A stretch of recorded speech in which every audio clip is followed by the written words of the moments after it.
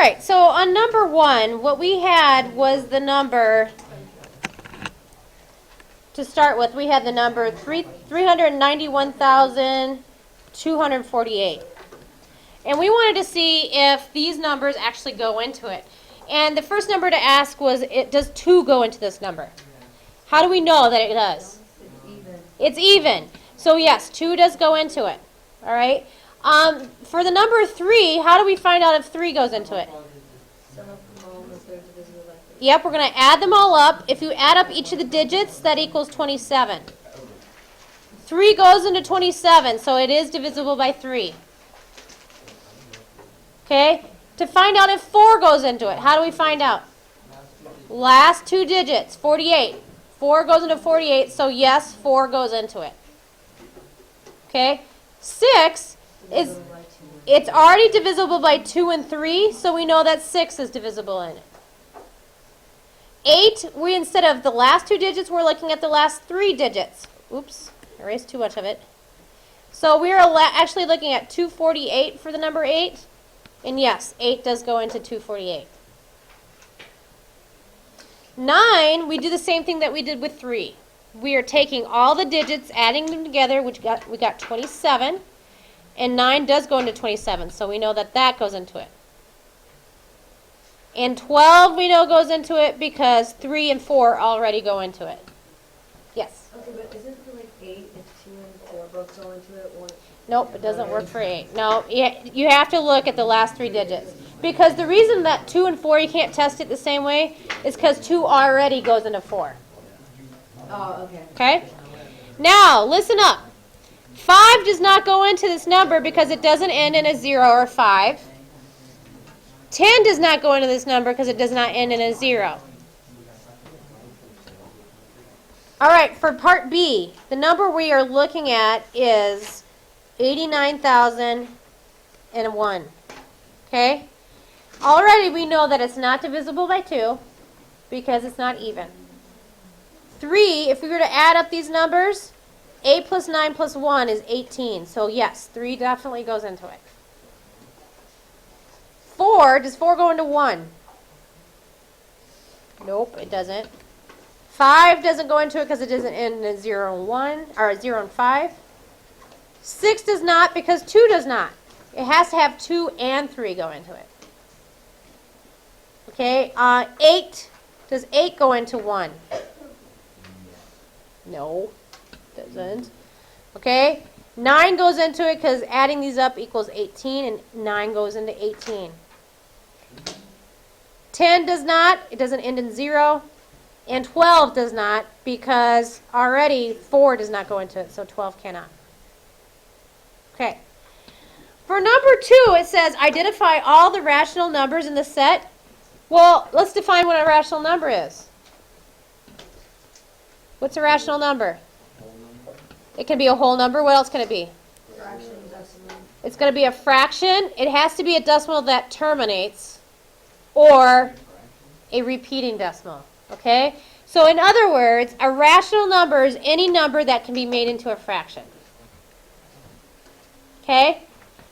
So these numbers that I have listed here are all rational numbers. They can be all made into a fraction. Or they already are a fraction. Correct. Okay? Now, here's the problem. Pi is not rational. And neither is the square root of 3.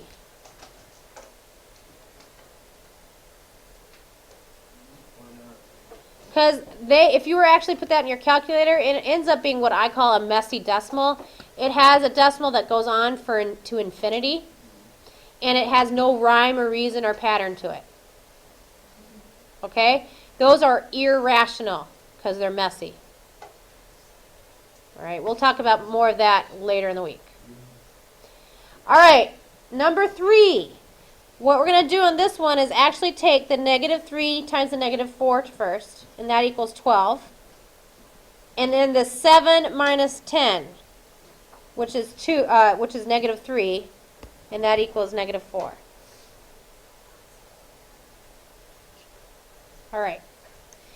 Number 4, what we need to do here is we have a division of two fractions, but one of them is a mixed number. So the first thing we need to do is change that into an improper fraction. So 2 times 7 plus 1 is negative 15 over 7. That's how I got this number right here. Okay, we're dividing. So what are we going to do with the second fraction?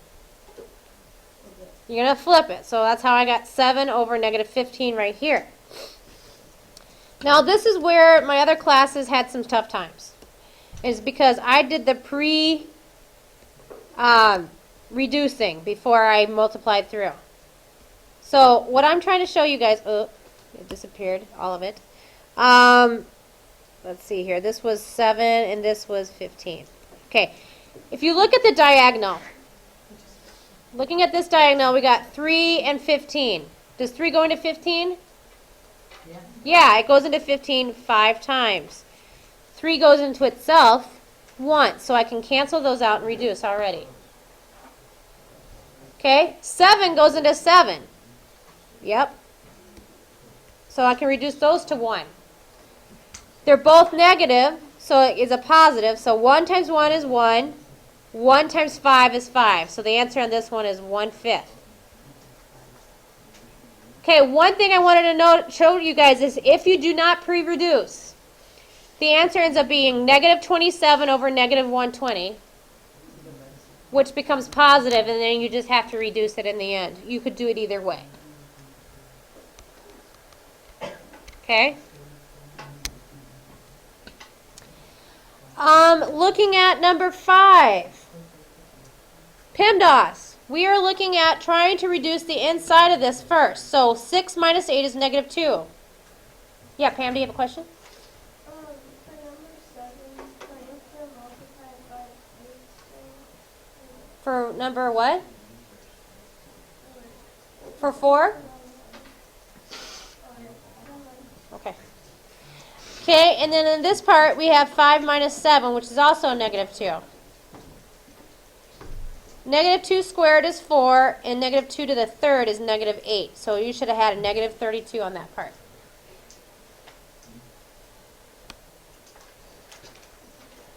Okay, part 6. Question 6. The easiest way I found to do this one is you could have found a least common multiple, and some of you did that. That's fine.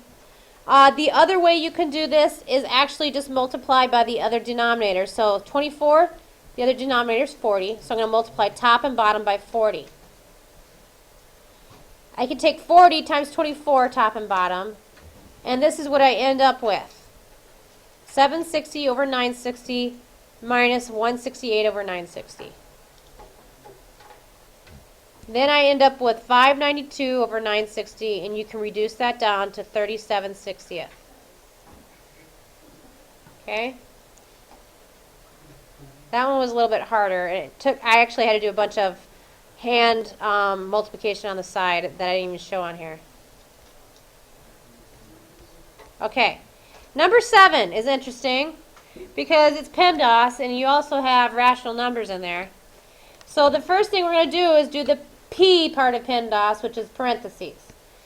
1/4 plus 1 is the same thing as 1/4 plus 4/4, which is 5/4. Now notice I have highlighted there the diagonal on this because 8 is the same thing as 8 over 1, fraction form. And 4 goes into both of those. 4 goes into 8 twice, 4 goes into itself once. So after I pre-reduce it, I can take 2 times 5, which is 10, over 1 times 1, which is 1. I need a common denominator to subtract these, so I'll multiply top and bottom by 2. 1 minus 20 is 19 over 2, which is the same thing as negative 9/2.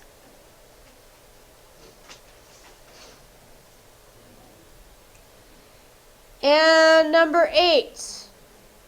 We have 5 minus 12 inside the parentheses, so that becomes negative 7. Negative 6 minus a minus 7. The two minuses together is a plus, so it ends up being a positive 1.